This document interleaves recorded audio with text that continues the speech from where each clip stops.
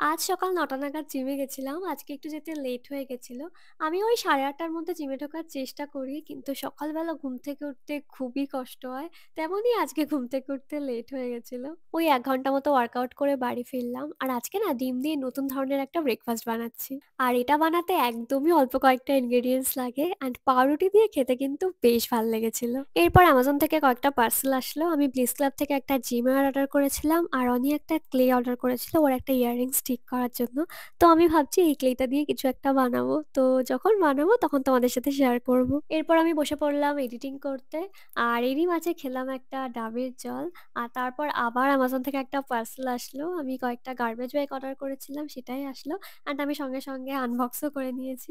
বিকেলবেলায় পেপার বোটের এই জুসটা খেলাম। এটা অনেকদিন আগে আনা ছিল বাট ভুলেই গেছিলাম খাওয়ার কথা। আমার আর অনির দুজনেরই ঠান্ডা লেগেছে। সেজন্য মা রাতের বেলায় চা করে দিল। দুধ চা দিয়ে এই বিস্কুটগুলো খেতে না আমার খুবই ভালো লাগে। যদিও খাই না। এই ঠান্ডা, ঠান্ডা লাগলে তবেই খাওয়া হয় আরকি। So yeah that's it for today. Bye, by.